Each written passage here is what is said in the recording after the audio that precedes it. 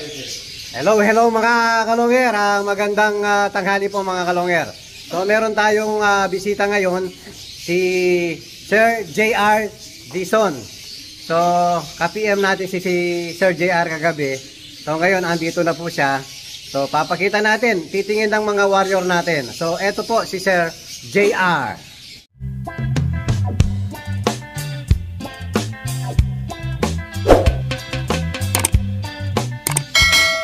Hello mga kalonger. Ayan po si Sir JR ng Anunas, Angeles, no sir?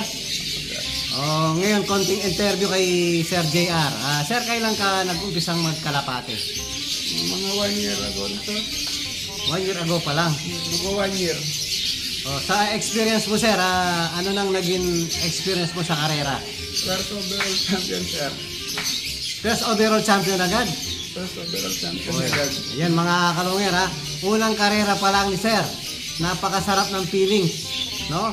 Ilapit natin ng konti. Ayan. Unang karera pa lang ni sir, first overall champion agad. Saan club sir? Para club, sir. Pare club. So meron din basketing sa amin dyan eh.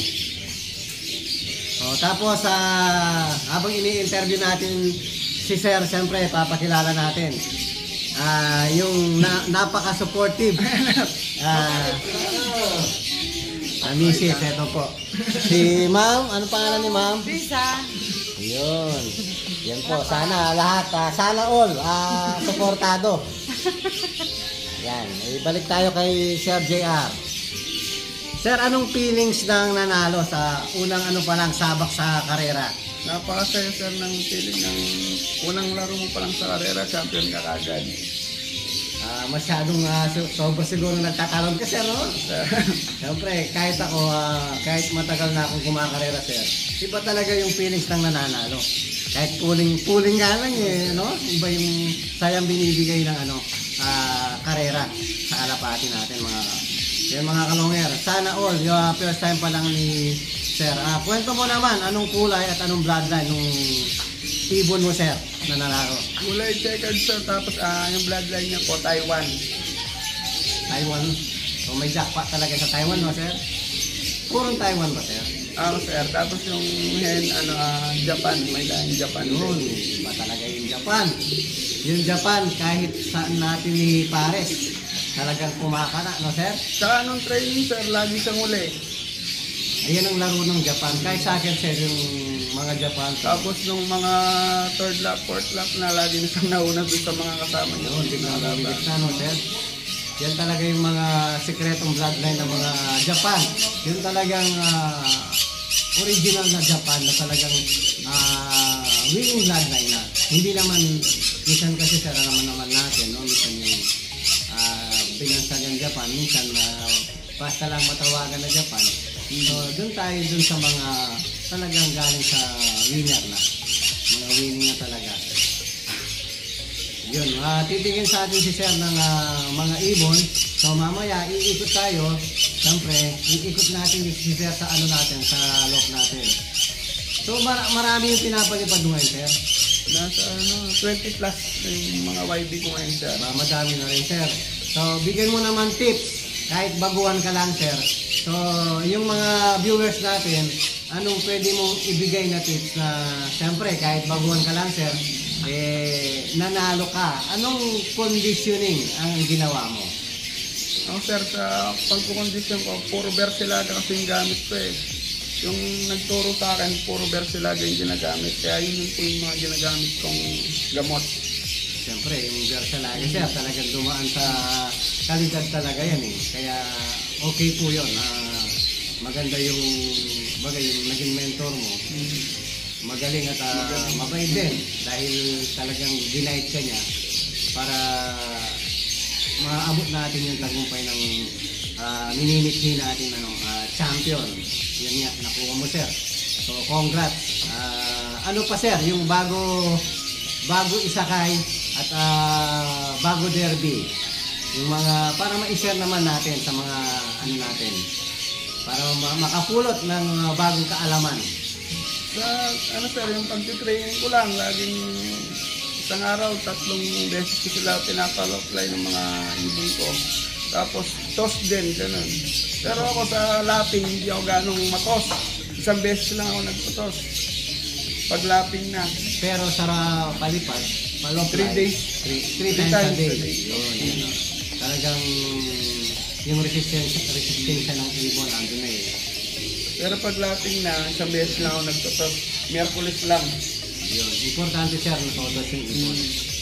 Para nagkakatanda, no? Yung may pinaka-break po yan na. Tapos sa conditioning sir, ang mga bersalaga lahat, no? Yun po, congrats ulit kay Sir JR. Napakagaling ng ibon niya at napakagaling din ni Sir. Lalo-lalo na yung naging mentor niya. So sana Sir, kung sakali, kung makakakuha ka sa atin, sana magdugtong sa mga bloodline mo, no? Pagdagdag pwersa sa mga alaga akong ibon, sir. Para dagdag gulong. So mga kalungyer, maraming salamat sa konting interview kay Sir JR. So papakita natin, ililibot natin sa loob natin si Sir JR. So maraming salamat Sir. Salamat sir.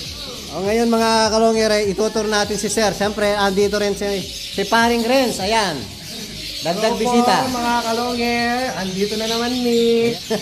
Baka po sawa na kayo. Ayan po. Hindi, bago pare, yung mga dati natin video, nahack yung account natin, wala na yun eh. Sayang yung mga dating vlog natin. Oo nga eh, nakakamiss na eh. Ayan. O, sige pare, tuloy mo na yung interview kay Mr. Ito, Captain. ayan si ma'am, ayan. Thank you po, Mr. Longhair, for accommodating us today. Oh, thank you po. Baka may gusto kayo i-shoutout ha? Shoutout. Shout out to America Bungkal from Morales, Pampanga. Pagaling ka ma. Yun. O, ngayon, papasok tayo sa loob natin mga kalongher. Papakita natin kay Sir kung meron silang magugustuhan. Pasok.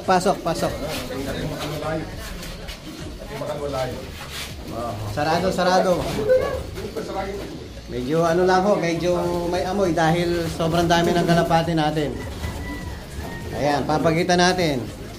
Oo, medyo madilim. Sisindihan natin yung ilaw. Ayan mga kalongyer, kasalukuyan tumitingin si Sir JR. Sana meron siyang magustuhan sa mga natin, mga warrior natin. At siyempre, bibigyan natin siyempre yung magagandang bloodline. Siyempre, nakakahiya kay Sir. Baka hindi na siya babalik rito. Yan, Sir. Papakilala natin yung iba natin. Ito, Sir, galing kay Idol Janso. Yan, direct import yan. Yan, yung kak na yan. So, ang pinaris natin, anak ni Batanes. Ayan, nalaro yan hanggang alin. Nung na-stop yung namin, karera. Dahil nagka-bird flu issue.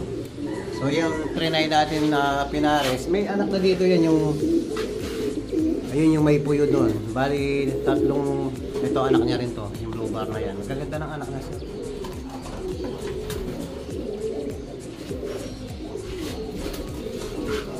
Ano yung prepare yung talaga bloodline sir, sakali? May pasok na Japan yun, lahat naman sir, no? Tayo, no? Halos sa hanap natin bloodline, yung may pasok na Japan.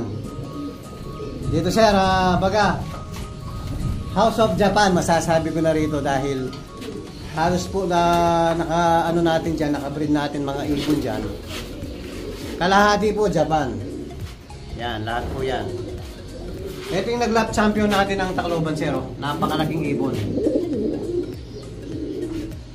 Yan, pinaris natin sa anak ni MacArthur. Ito, tumapos din ng karera. Yan, tumapos din ng karera yan. Yan, papakita muna natin kay Sir habang namimili siya. Papakita muna natin yung mga ibang bloodline natin mga kalongher. Hello mga kalongher. Ayan po, nadali tayo. Napakagaling ni Sir. Tingnan mo yung napili ni Sir. Ayan mga signature natin. Magagaling si Sir. Ito pa yung isa Ayan, puro ganyan ang kulay kinuha ni Sir. Tatlo po. Tapos ito pa yung isa. Kunin Sir yung yan, pamilyang opal. Ayan. Yan sir, pwede mong pagpari-parisin yan. Pwede mo rin i-try sa'yo. Pero puro related ang mga bloodline yan. Ayan, napakagaling pumili ni Sir. Ang dami kong pinakita sa kanya pero iba talaga yung nasa puso ni Sir eh. Siyempre, siya yung masusunod kasi siya yung bumibili, siya yung namimili. Ayan, maraming salamat Sir sa tiwala. Ika nga, sana magbigay ng magandang kwento sa iyo yung mga ibon na galing dito. Ayan, thank you very much po sa tiwala. Ayan, champion ng Pare Club, J.R. Dison Law. Ayan. Maraming salamat din sir sa binigay mong ibon. Sana lalo lumas yung mga ibon natin. Sana po. Thank you sir. Thank you very much po. Muli po. Thank you sir. Yun.